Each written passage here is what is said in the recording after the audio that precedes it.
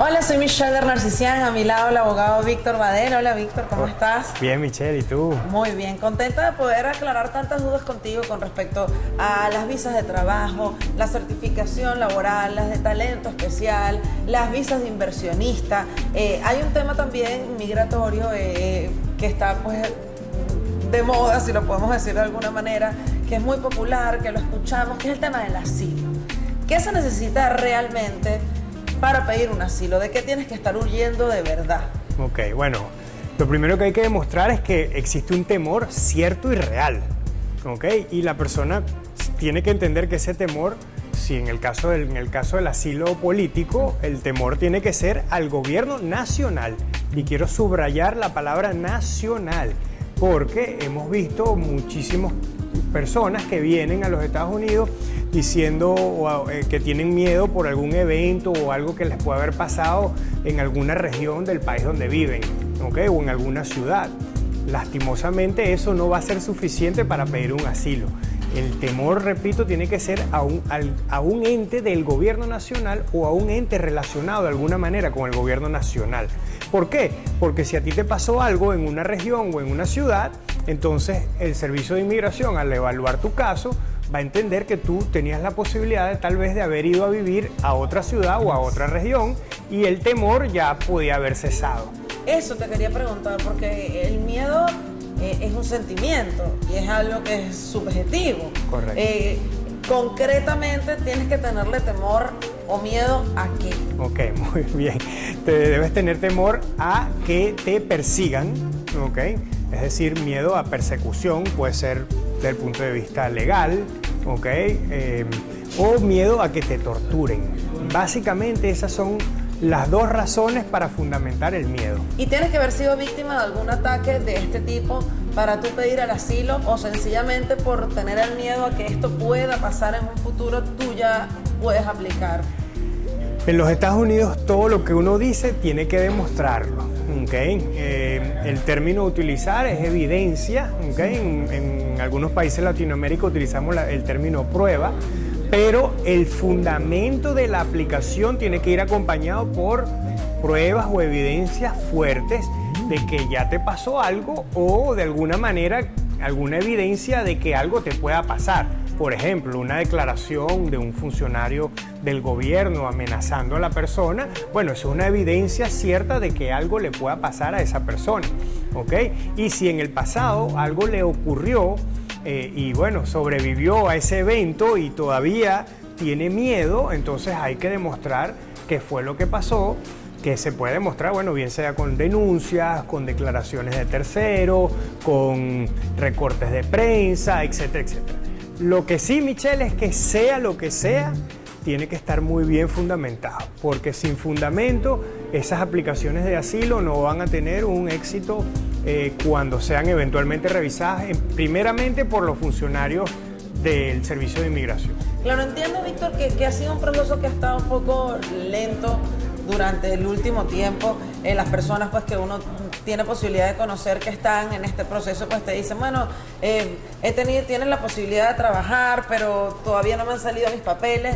¿Cómo es realmente el estatus en el que se encuentra una persona que está asilada? Sí, el Servicio de Inmigración ahorita tiene un retraso sustancial de años, ¿ok? Para revisar las aplicaciones de asilo. De hecho, ahorita van por las aplicaciones que fueron introducidas en el año 2013 aproximadamente. Quiere decir que todo 2014, 2015, 2016 están muy lejos a que los revisen, ¿ok? Una vez que la persona hace la solicitud de asilo de manera formal ya con el Servicio de Inmigración, va a esperar un periodo de 5 meses. Se supone, de acuerdo a la ley, que en esos 5 meses el Servicio de Inmigración iba a revisar la aplicación. Pero como sabemos, eso no va a pasar porque están tardando años. Entonces, el solicitante del asilo, una vez de que pasen esos 5 meses, tiene la posibilidad de pedir un permiso de trabajo. Ese permiso de trabajo le va a llegar unos 3 meses después de que se hace la solicitud, porque los Estados Unidos entienden pues que estas personas, si tienen miedo de estar en su país, aunque no haya sido revisado el fundamento de ese miedo, deberían estar en los Estados Unidos de alguna manera produciendo. Ese permiso de trabajo lo van a poder renovar de manera consecutiva hasta que puedan entonces revisar su caso de asilo con el funcionario administrativo de inmigración.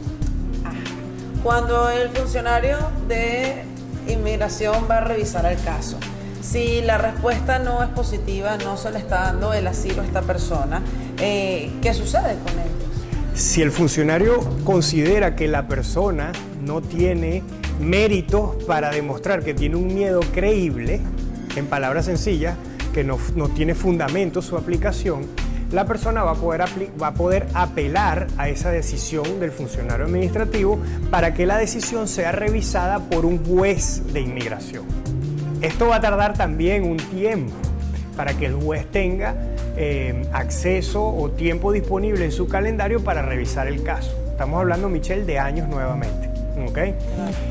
Muchas personas, como hablábamos antes, han hecho solicitudes de asilo asistidas por no abogados o por personas no admitidas para incluso representar a nadie ante el servicio de inmigración.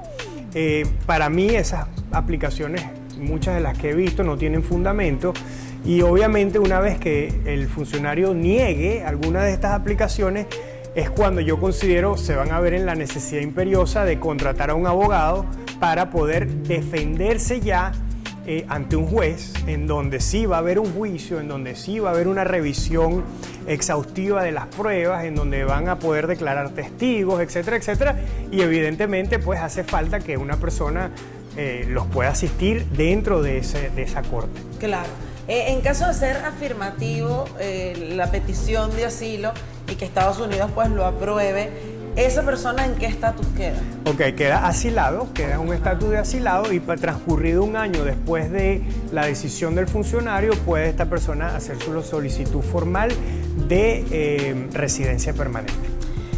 Víctor, las personas que estén considerando venir a los Estados Unidos y meter un asilo, aplicar por un asilo, deben primero acercarse a una iglesia, por ejemplo, que hay muchas que dicen pues que ayudan a las personas. Deben, pues, me imagino, buscar un abogado que es el que los va a llevar por el camino y que les pueda explicar. O sea, un abogado se encarga de hacerte el caso del asilo. Sí, obviamente muchas personas que están llegando no tienen los recursos económicos para pagar un abogado y buscan estas otras opciones, las cuales no son óptimas, pues, porque no tienen una representación directa, nadie firma la aplicación junto con ellos, es decir, que nadie ha verificado de primera mano esos documentos y eso a la hora de decidir va a tener un peso. La recomendación es, primeramente, que no se diga mentira, ¿okay? Que tengamos la verdad como norte siempre y que la aplicación que hagan tenga fundamento y obviamente lo recomendable es que busquen a un profesional del derecho,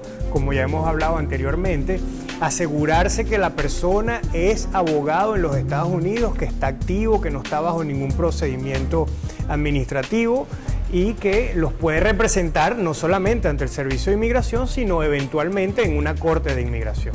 Es decir, que si usted está considerando venirse a los Estados Unidos, hablamos de la visa de inversionista, hablamos de las visas de trabajo, hablamos de las visas de talentos especiales y pues también hay que hablar del caso del asilo.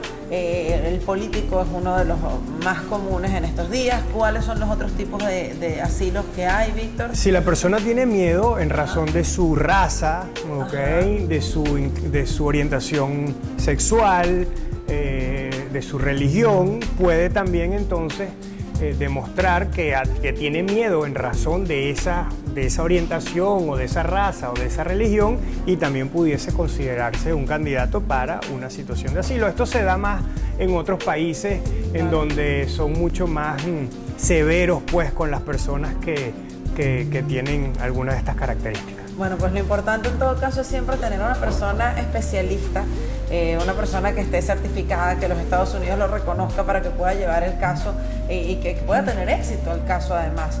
Si usted ya está en este proceso y está esperando respuesta y si su respuesta lamentablemente no es afirmativa, el abogado Víctor Badel también va a estar aquí para recibirlos. Si el caso es que van a comenzar a aplicar, pues también Víctor está aquí para que consulten y sepan si ese es el camino que deben seguir o si hay otras opciones. Correcto. Muchísimas gracias, Víctor. A ti, Michelle.